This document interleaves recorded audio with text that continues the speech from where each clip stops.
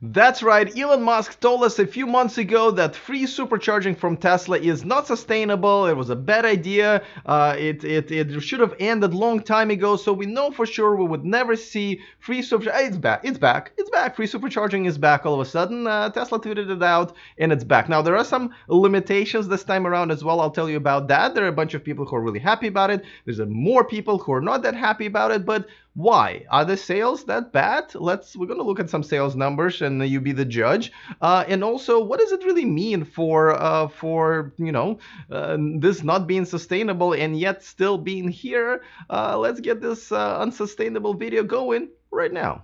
Taking over the world, electrifying the world, E4 Electric!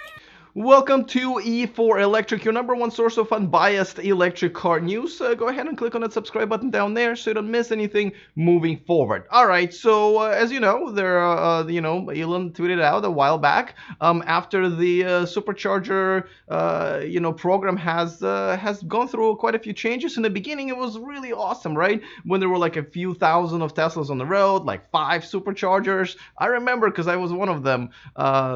Driving one of those Teslas on the road, but then it started to grow and grow. They started to limit it to just the first owner. Then they started limited to the referral program. Then it was only for so much energy. And then it was gone.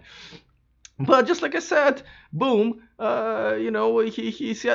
was right. At that time, everyone was like, yeah, this is too much. He said, sorry, it's not really sustainable at volume production and doesn't incent optimal behavior. We probably should have ended this early. And I was like, yeah, we're like, you're the last one to know this. We're totally fine with that. Now, by the way, the doesn't incent optimal behavior. I can only take it that he's talking about a lot of people who use free supercharging for like daily charging. Yes, if you live in an apartment complex, it's very unlikely that you have a dedicated charger, and a lot of people go and charge for free at the superchargers, but then other people who are actually trying to use those superchargers to travel really don't like it. So that's what I'm assuming he meant, that the behaviors definitely has changed from the original intent. Now, I always thought that the free supercharging should always be outside of, let's say, 30-mile radius of your home, because that's where you travel, and you should not be able to supercharge within 30 miles of your house. But it is what it is. He basically shut it down. We all forgot about it. They did bring it back a little by little to promote it here and there, but not really that much. As a matter of fact, what they did was, if you look at the inventory on the Tesla used inventories that you buy through Tesla, those cars that had lifetime through all of the owners free supercharging, they took it away. So as soon as they got a hold of any used Tesla that they're now going to resell, they removed the free supercharging. So everybody assumed, whoa, they're really trying to lower the number of cars on the road that have free supercharging. Now, you do get the free supercharging if you buy it from a private party. They can't really take that away, but of course you don't get the extended warranty that they provide here when you buy it on their website. But the other day, Tesla tweeted out that breaking, all new Model S and Model X orders now come with free, unlimited supercharging. Bzz. I'm assuming that's how you pronounce that emoji. Well, first of all, I don't know what they mean by breaking. Do they mean the company? Just judge. Never mind. Anyway, listen. So it's limited to Model S and Model X, but also it's limited to the very first owner. If you buy a car right now, Model S and Model X, and then you're going to sell it to somebody else, and they ask you if they're going to have free supercharging, the answer is no, they're not going to, even though you are enjoying it right now. I know there's been some confusion, especially with like third-party dealers. They'll get a car from a first owner, and they're like, oh, free supercharging, and they sell it, and the new owner all of a sudden, look, no, it's not free supercharging. So that's been a problem.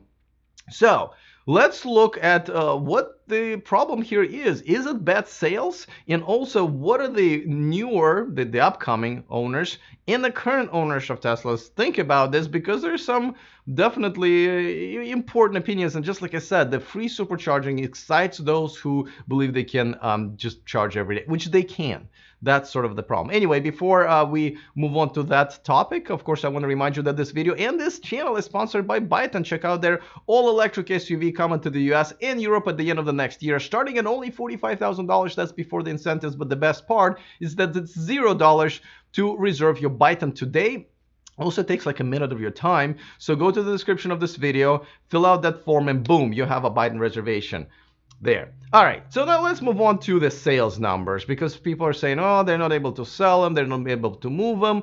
And here are the numbers from the Inside EVs. So InsideEVs.com, as you know, they are pretty much the only publications that are tracking monthly sales of electric cars. It's not that easy, by the way, because a lot of manufacturers, including Tesla, don't provide that. They only do it quarterly, so kudos to them. Now, I've highlighted the areas. So this is Model 3, Model X, and Model S. These are the months after the end of a quarter, right? Because usually they make a big push at the end of the quarter and then things subsides. And by the way, this is US only. So as you can see, compared to the Model S, under 1,000, Model X is a little over 1,200, and it's very low. Don't get me wrong, it's definitely very low. But if you look at it, the April, right, 3 months ago, it's actually a pretty good improvement, about 20% or so, and definitely an improvement from January. So as you can see, both Model S and Model X are actually selling more for the month following the end of the quarter than the previous 2 quarters. So you would think they would be pretty happy about it. Now, we should mention that, you know, obviously in the last quarter, they've refreshed the car with a lot of new tech. I mean, that car is now pretty amazing. Eli Burton of My Tesla Adventure has one, and I've just ridden in his one just the other day. It really is the best Tesla you can buy right now for the money, including the Model 3, by the way.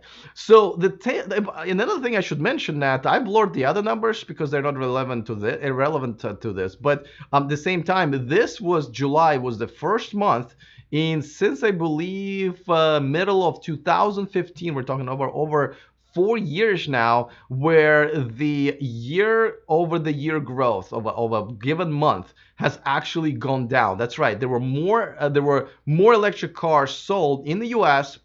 last July 2018 than the July of 2018 than last July of this year. So that's actually pretty sad. Unfortunately, now a lot of people are saying, well, it's because Model 3 is driving most of the electric car sales, and they are. Last year, they were only selling in the United States. Now they're selling a lot of it in Europe, so a lot of them go out. So there is some truth to it, but unfortunately, not that many electric cars are being sold, at the steep, or at least a curve that I would like to see. But nevertheless, that's the context here. So it looks like the numbers are really not that bad. Now, of course, they're trying to ramp them up as much as possible. They're trying to get to over 100,000 cars sold this quarter to meet their overall goals for the year. But really, I just don't see why would they panic right now. Let's see how it turns out. But here's the thing. Obviously, people who've been shopping for the Model S and Model X, they're excited about it. But everybody else who has one, and I mean hundreds and thousands of other people, are not. And this is why. Now, never mind my crappy drone flying techniques, but this is the line at one of the most popular superchargers in Mountain View, California. You probably recognize that location because that's where Elon does shareholder meetings, and you know, this is Silicon Valley, and there's also San Mateo location that's pretty busy. Here in Sacramento, I don't really see lines, but this is where most Teslas are, and it is a problem when you get to the supercharger, especially if you're traveling, and instead of maybe 45 minutes of sitting there, now you're sitting another 30 or another 40 minutes before you sit for 45 minutes there. And sometimes Tesla would put like a valet person there, and they will cut you off at a certain charging point as well, unless you have an exception where you can't get to the next supercharger if you only charge at 80% or something like that. So they will accommodate that. This is something that people has been concerned about a lot, because Tesla is not growing its supercharger network as fast as they used to, but the number of cars, especially Model 3s on the road, is definitely growing very fast. And you know, Silicon Valley already has a problem. By the way, if you're watching this video in your Silicon Valley, let me know, have you experienced more lines at the superchargers now than before, maybe in the last few months? This video is from like 5 years ago. I like showing it because it's young Elon Musk. This is where this supercharger network was growing. Everybody was really excited. And now people are like sometimes getting the fights over a stall, right? Somebody cuts somebody in line, and it's like Christmas morning at Walmart. So it gets crazy on the supercharger. So let me know in the comment section if you guys have been experiencing issues. But let's see. I mean, there are two things that can gonna happen, right? Are the lines going to increase? And secondly, are the sales going to increase as well? And let's see what Elon says in the next quarterly report. Conference call, and how this is going to affect the bottom line. They always release the numbers of I think money, how much they spend on superchargers. So I wonder if it's going to be a problem again. We'll see. Quick thank you to one of my newer Patreons, Victor Fong. Thank you so much for joining my Patreon community. This is where you can watch me live, but also you get to support this independent channel. I definitely rely on your contributions, so thank you to Victor for joining my Patreon community. And of course, if you, by the way, it starts at $1 a month, just FYI. Also, we have a free, which is under $1 a month, free newsletter that we send out with a bonus story at the end of each week. So it just goes right into your inbox. And so you can, it's just the stories that we can't always cover on the channel or even on our website at e4electric.com. So it goes right straight to your inbox.